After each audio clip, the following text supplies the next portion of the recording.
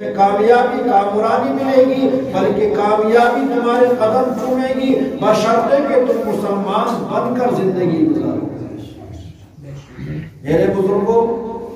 آج جو ہمارے سروں پر ٹوپیاں ہیں، چہروں پر داڑیاں ہیں اور یہ اسلامی لباس ہے، یہ مدارس دینیہ کا دین ہے، نبی پاک صلی اللہ علیہ وسلم کی دعاؤں کا صدقہ ہے، آپ علیہ السلام کی قربانیوں کا صدقہ ہے۔ پیارے نبی صلی اللہ علیہ وسلم نے ارشاد فرمایا، تعلموا العلم وعلموا الناس، اے لوگوں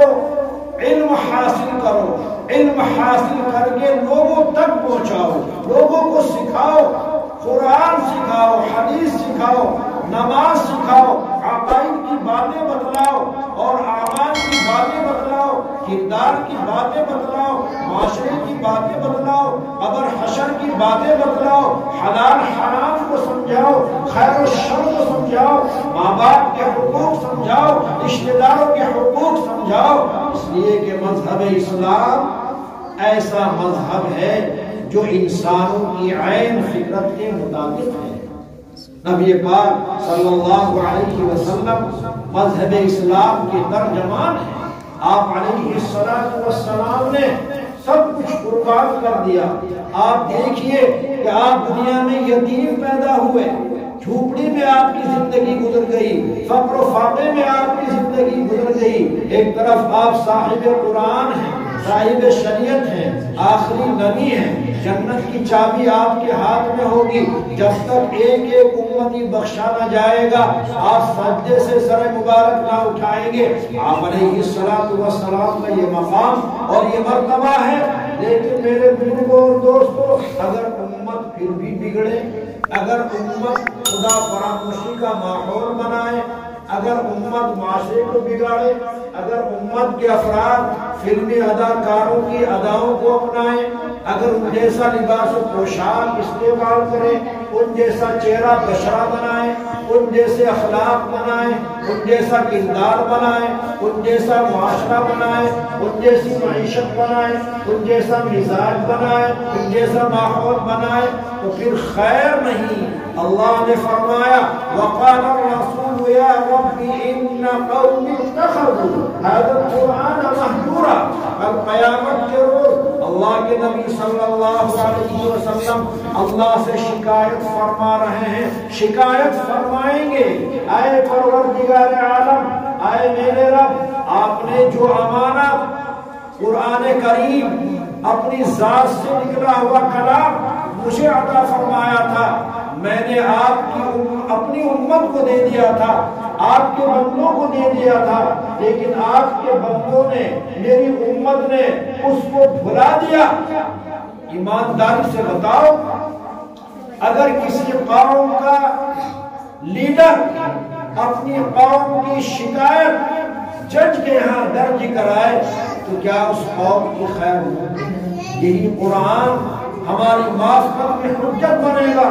یہی قرآن ہماری مخالفت میں حجت بنے گا۔ اللہ کے رسول صلی اللہ علیہ وسلم نے ارشاد فرمایا کہ علم مال سے بہتر ہے، اس لیے کہ علم تمہاری حفاظت کرتا ہے، مال کی حفاظت تمہیں خود کرنی پڑتی ہے، اور علم حکومت کرتا ہے، مال پر حکومت کی جاتی ہے۔ اللہ کے نبی علیہ السلام نے یوں بھی فرمایا، العلم لا یأتی الا بالخیر، کہ علم تو خیر ہی لاتا ہے۔ جن لوگوں کے پاس علم دین تھا وہ اپنی قبروں میں سو رہے ہیں، نحو خرام ہیں، اور وہ شہر خاموشہ میں ہیں، لیکن الحمدللہ ان کے نام نامی، اسماء گرامی کیسی عقیدت اور محبت کے ساتھ لیے جاتے ہیں، جنہوں نے ایمان قبول کیا، ایمان پر محنت کی، آج ہم ان کے نام سن کر ہی خوش ہو جاتے ہیں، صحابہ کے نام سن کر خوش ہو جاتے ہیں، انبیاء کے نام سن کر خوش ہو جاتے ہیں، اولیاء کے نام سن کر خوش ہو جاتے ہیں،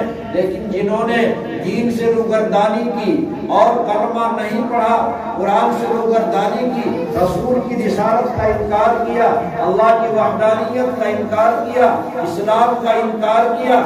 ان جیسوں کے نام کوئی رکھے گا تو کیا زبان پر لانا بھی مناسب نہیں سمجھتا۔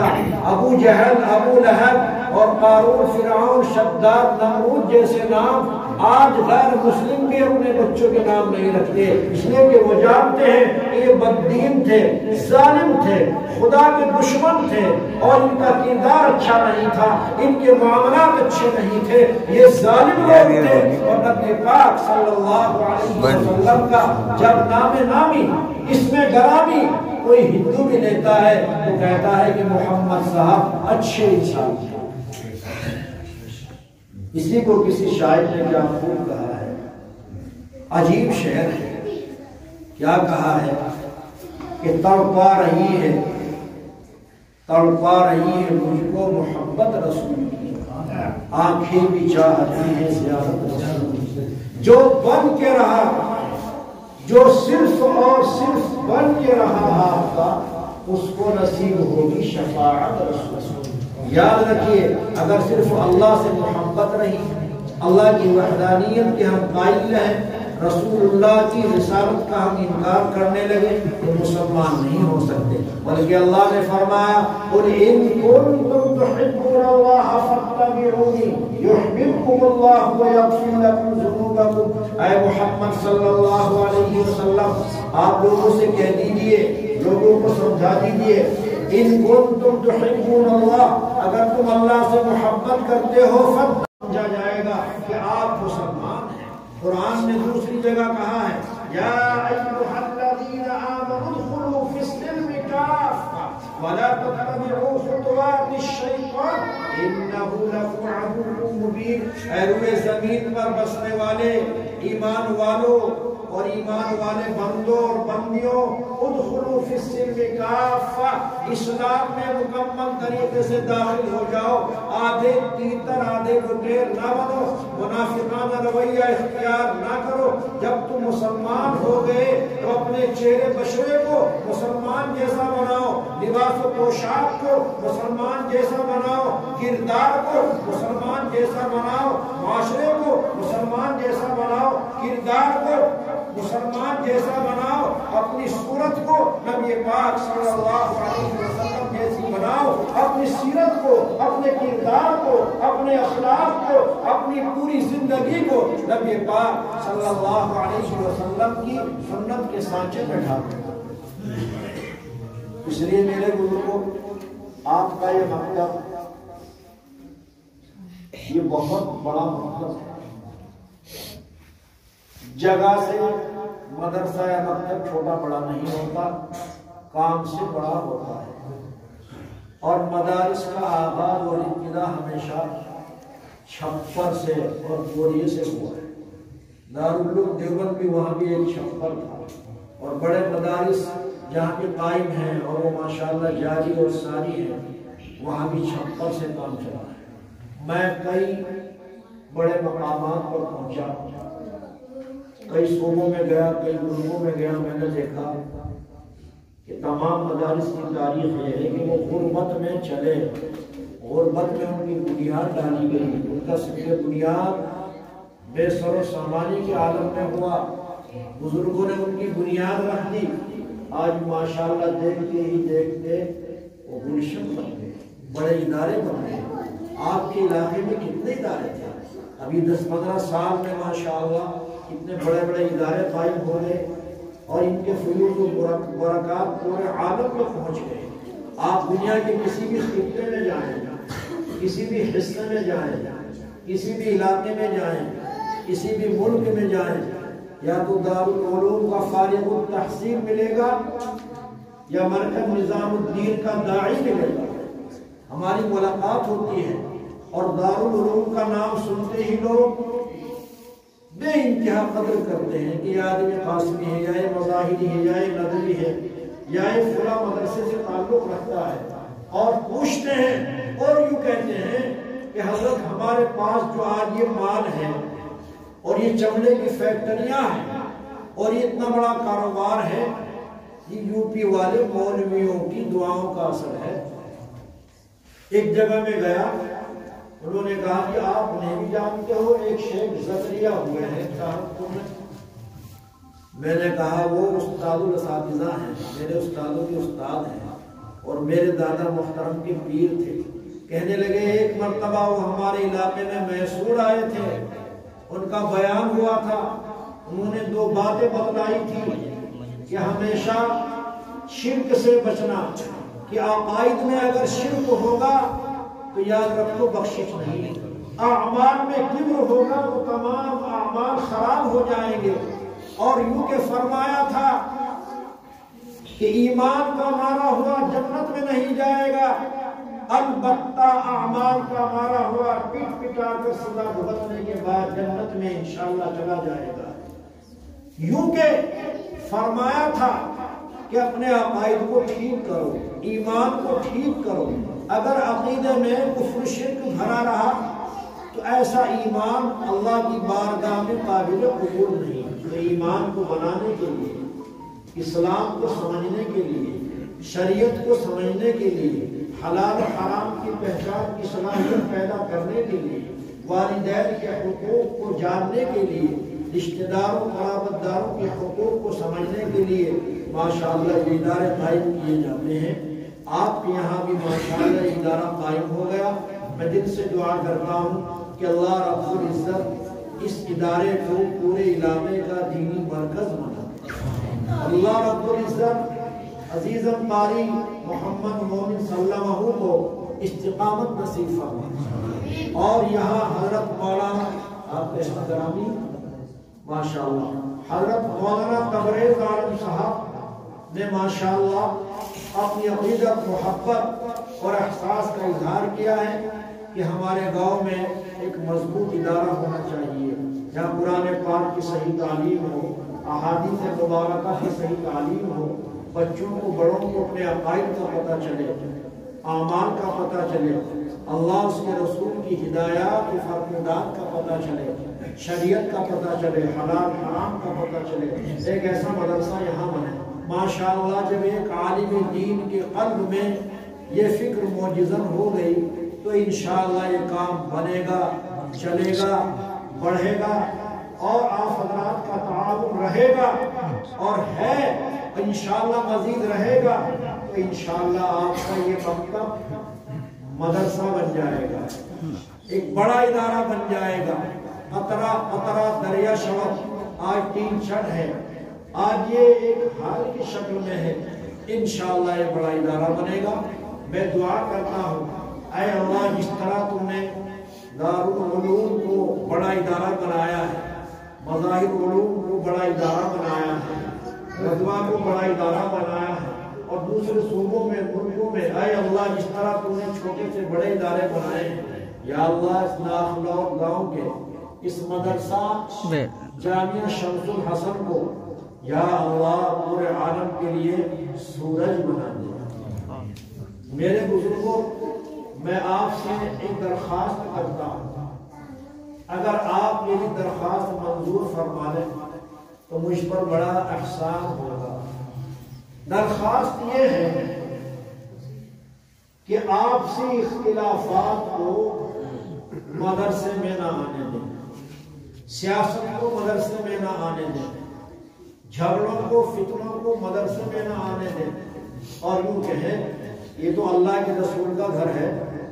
ہم تو اس کا تعاون بھی کریں گے اور بچوں کو بھی پڑھنے کے لیے بھیجیں گے۔ جو اساتذہ پڑھا رہے ہیں وہ ہمارے محسن ہیں کہ انہوں نے اپنا قیمتی وقت آپ کے گاؤں کے لیے نکالا ہے، ورنہ تو ماشاءاللہ باصلاحیت بڑے اداروں میں جا کر بھی کام کر سکتے ہیں، لیکن آپ کی محبت میں، آپ کی ہمدردی میں قوم کے بچوں کے مستقبل کو سنوارنے کے لیے، ان کی آخرت کو، ان کی فکر، ان کی آخرت کو، آخرت کی فکر دلانے کے لیے یہ لوگ ماشاءاللہ ہر وقت